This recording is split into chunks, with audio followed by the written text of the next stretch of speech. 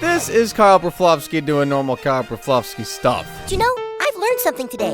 You see, the basis of all reasoning is the mind's awareness of itself. And this is Kyle pulling Cartman level stuff. Here's the thing, whether or not I'm a part of it, crack baby basketball is popular. Somebody's going to do it, so the only way for me to try and help the situation is to be involved in it and steer things in a direction that's more beneficial to the actual crack babies. Kyle being involved in crack baby basketball. Never thought you'd hear that sentence, huh? Well, there's more where that came from, more than you'd think, and we're going over it all with the help from our handy-dandy evil set of islands, complete with 5 levels. Wow! So let's start with the level 1 evil, where we see Kyle's gained one of Cartman's most despicable attributes, laughing at people who are deathly ill. Yeah, on the episode Tonsil Trouble, Kyle doesn't hold any punches, figuratively and very literally. Hey, that's enough!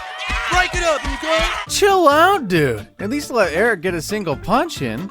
Or you don't, he is Cartman, I guess. The episode kicks off with a shocker. Eric's simple visit to the hospital to remove his tonsils ends up giving him HIV, the virus that leads to AIDS. Naturally, when the school tells him the awful news, Kyle treats it with the somber respect it deserves.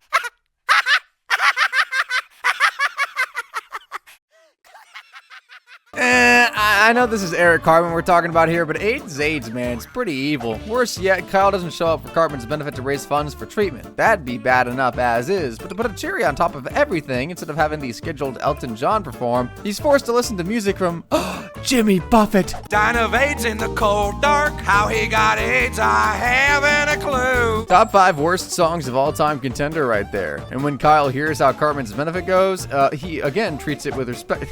Nah, I'm kidding. You know where this is going. Oh yeah, it's real funny, Kyle! So in return for Kyle's mocking, Cartman decides to sneak into his house and give him some of his AIDS. This is definitely worse than what Kyle's been doing, as it's literally biological terrorism. But I mean, maybe Kyle had it coming. After a visit to the doctor of his own, Kyle learns he's got the disease and quickly figures out Cartman gave it to him. Then he just beats the ever-living hell out of him, because yeah, that's a valid reason to beat the ever-living hell out of someone. Kyle then decides to break everything that Cartman owns, and I'll be honest, it's a little sad. Leave Clyde Frog alone! No! Clyde Frog! No, not the Xbox, Cal! No, not the Clyde Frog! Cartman's had him for years at this point. He's basically the only friend he's ever had. Yet even still, Kyle tore his damn head off. Luckily, before Kyle manages to break Cartman's Xbox, he strikes a deal. Head over to Magic Johnson, a man who survived with the virus for 50 years, and see if they can find the cure. Scientists have just discovered the cure for AIDS. $180,000 shot directly into the bloodstream. Kyle didn't say the cure had to be cheap, but despite Magic paying for all 3 of their cures, Kyle's still got a grudge. Well, I tell you this, Kyle. I'm never getting my tonsils out again. I'm still breaking your Xbox. What? No! Kyle, no! Cartman literally helped cure a deadly disease, a disease Kyle himself has no less. And the kid still won't budge on his hatred. That's pretty low. But okay, maybe you think that's too bare bones. It's only a little mocking and vandalism giving someone AIDS. Well, let's move on to level 2 evil. This is the level where Kyle gains an incredibly important aspect of Cartman's evil: manipulation. And also manslaughter. For that, look no further than the episode Douche and Turd, where Kyle's a bit too forceful with Stan when trying to get him to vote. Wait a minute, you didn't want me to vote. You wanted me to vote for your guy. Well, I just figured you'd vote for my guy. Whose friend are you? Hey, okay. Don't let them intimidate you, Stan. I'll help walk you to the booth. He's whining like Cartman over Stan not voting for who he wants him to. Major not good move. Also, yeah, Puffy, aka P. Diddy, is involved with this all. It ain't pretty. Everything starts out innocently enough. South Park Elementary is having a vote to replace their mascot after the old cow mascot, Mooey, was deemed unethical by PETA, who then dumps blood on children as protest. Innocent stuff. So the students are to put up a vote and decide who the new mascot will be, but Kyle has an idea. We should secretly go around and tell all the students we can to not check any of the mascots and instead write in giant... Yeah! To be fair, having a giant for a mascot would definitely give me a bit of school spirit. Don't know if that's the same for everyone else, though. Cartman has his own idea, though, that being to have everyone write in turd sandwich instead of giant, meaning we've got a political war on our hands. Giant, me and you, we've got spirit, yes we do. Let's go! Well, I hope Kyle's proud of himself. Is Cartman's mascot any better? We've got spirit, yes we do. We are sandwiches filled with poo, yeah! That's a firm no. With election day around the corner, Kyle's desperate to get as many votes for giant as he can, but one person he can't seem to sway is Stan. Turns out Stan thinks the whole election is stupid and doesn't want to vote for either candidate, but that doesn't deter Kyle one bit. We have got to make Stan understand the importance of voting, because he'll definitely vote for our guy.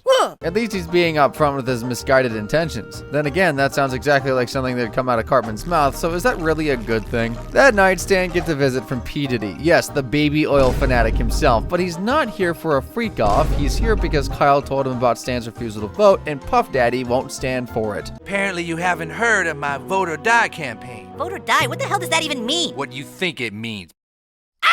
Democracy is founded on one simple rule. Get out there and vote or I will kill you. Vote or die, mother, vote or die. Rock the vote or else I'm gonna stick a knife through your eye. Let's brush past Stan being held at gunpoint. Remember, this is all because Kyle wants him to vote for a giant threatening his friend's life over a stupid school mascot. That is insane. Unsurprisingly, Diddy and Kyle's threat works, and on election day, Stan decides to vote for Turd Sandwich, which Kyle is not happy about. But after Cartman gets all smug about swaying him, Stan decides to go back to not voting at all, leading to the town banishing him entirely. And during the banishment ritual, Kyle makes sure to get in an extra jab at Kyle for not voting for Giant. I'm not voting. Man, what a giant...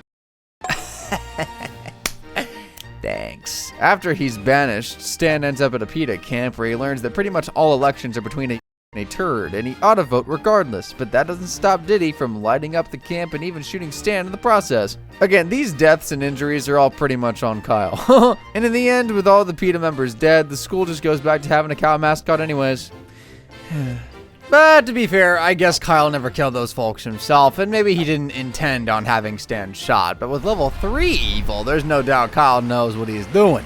Exploiting children. We're looking at Crack Baby Athletic Association, and we're treading into some quite irredeemable territories while doing so. I got a job, Stan.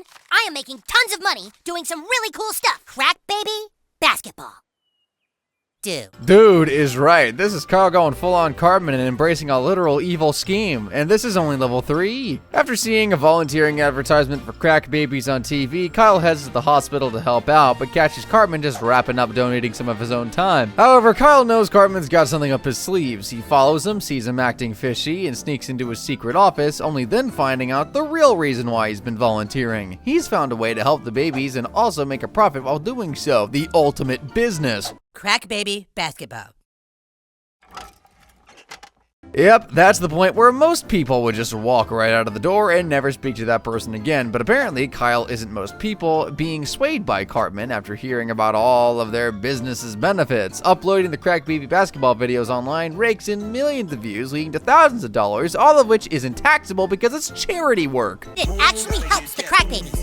It's like volunteering, but we just make a little on the side. Somebody's got to eat all that bacon, Cal. Might as well be us. Welcome to the fam. Listen to yourself. You are exploiting babies. That is not helping them. Just as Cartman would, Kyle heads over to Stan's place to try and get him in on the business, but Stan's not impressed. I mean, how can you be when this is what you're selling? We just video the babies fighting over a ball full of crack. It's really getting popular. It's cool because, like the commercial said, the crack babies had nothing before. Cool isn't the word I'd use to describe it, but sure, kid, whatever you want. Thankfully, Stan doesn't buy in, but if there's one thing we've learned about Kyle thus far, it's that he's persistent, though it does backfire a bit. Dude, the thing is, we're not the ones that made them crack babies. That's their mom's goddamn fault. Yeah, I'm sure that's what Cartman would say, too. I do not sound like Cartman, goddammit! You know, at least Cartman isn't trying to corrupt Stan, too. However, Kyle's realization gets him to ask Cartman some questions about the business, mainly where all their money is going considering it's a non-profit. Depending on how well you know Cartman, the answer may or may not shock you. Go ahead, taste it.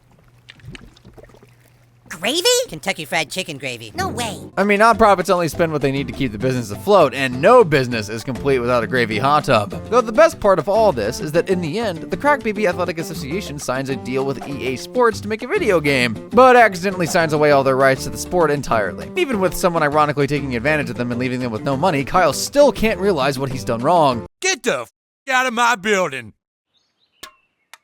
But I get it. You want eviler. Well, I got just the thing for you. Level 4 has us sacrificing world peace in the good name of just being a Yeah, things go far beyond ethical reasoning in the episode Ginger Cow. Could I please have one of your piping hot farts in my mouth? Are you sure, fart boy? I've had a lot of strange food on this trip. Honestly, beyond mental reasoning as well. After Kyle tells Cartman that humans aren't the only creatures who can be gingers, Eric dresses a cow up with a wig and red spots and brings the school to take a look. And everyone, except for Kyle, buys it. And I do mean everyone, as news stations around the world pick up the story. And well... 発射された電波は月の表面で反射し、日本にこだまれよ。 All this death was caused by a little kid, a red Sharpie, and a $10 wig.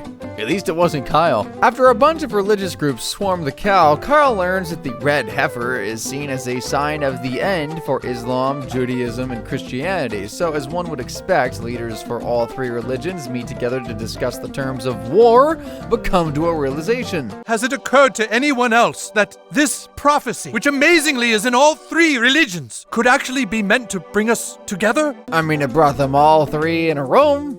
That counts.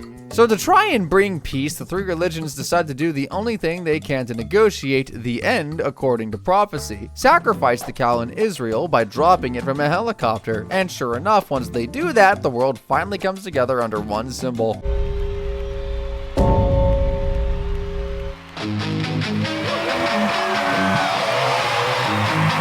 I always knew it'd be Van Halen that'd bring world peace. Back at home, Cartman's considering telling the truth about the cow, but Carl's willing to do anything to keep Cartman quiet so the world can stay at peace.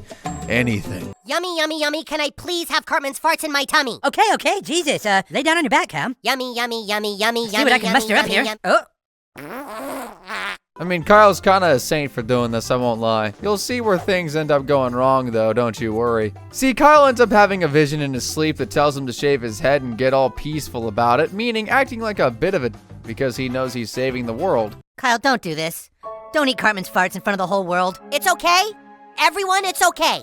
Perhaps one day you will all understand, because I care about each and every one of you. Well, now he just sounds like a self-righteous asshole. I mean, Craig's not wrong at all, and it's this self-righteousness that clues in Stan and Kenny that something's up with them in the Middle East's peace. And finally, they crack the code. They call up Israel to reveal the truth, but Kyle steps in to try and save the day, vowing to be less while saving the world if he doesn't blow the secret. So finally, Stan tells Israel the new information regarding the cow. I saw it too. It came down from the sky in a flash of light. It was a miracle. Oh no, it was a miracle! It's not true! The prophecy is not true!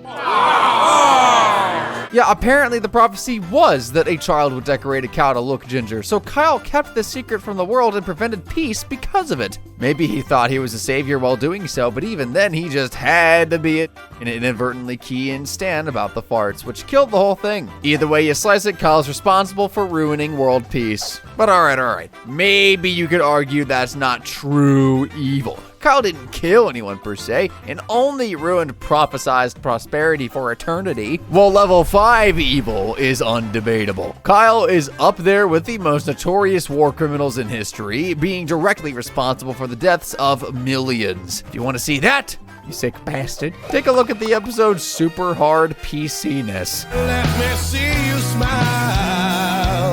We'll take a walk to... Don't let the look of terror fool you. This is something Kyle directly asked for. After seeing the Terrence and Phillip revival on Netflix, Kyle actually feels bad for the people being farted on. To be fair, I can't blame him after seeing it for myself. I think I my pants. Old people farts are up there with Agent Orange in regards to deadly gases. Kyle gets so disappointed with the reboot that he completely abandons his love for Terrence and Phillip, throwing out his shirt and even shaving his head to commemorate the occasion. When he gets back to school, he tries telling the vice principal about how he feels the show is causing behavior issues with other students, but even she won't help him. And the students... Ms. Bobnowski, your tampons are available at the front desk. Yeah, they're as ruthless as ever. In response to the bullying in schools, Kyle sets up an organization for people against Canada and their culture of meanness and manages to snag a live debate with the Prime Minister of Canada himself. And it's as calm as you would imagine it to be. That's what I'm talking about right there. That kind of mean, degrading Canadian trash. Now, I resent that. I find that racist. Canadians should care about the rest of the world. This is about as much of a debate as anything in modern times, to be fair. Eventually, Kyle and his group, Millennials Against Canada, go hijack the set of Terrence and Philip and refuse to let go until they get a call with the president. And with Mr. Garrison in the office at this point, he's obviously willing to hear Kyle out. I want a world where laughter doesn't come at someone else's expense, where people can live freely without fear of being farted on. I want a world where you aren't ridiculed for trying to help. These Canadians are in the way of that world, and everything they do needs to be erased from the earth. Sheesh, this is peak lonely Redditor behavior right here. But I'm sure President Garrison will be reasonable and not cave into a single emotionally charged preteen's demands, right? We'll take 'em by the hands. I got a hand for you. And he fucking nuked Canada. With a population of 40 million people that Kyle just caused to be blown to bits. Pure evil. But that's thankfully all the evil I've got for you today. But if you want to see more South Park content, click the video on screen right about now. See you later, and thanks for watching.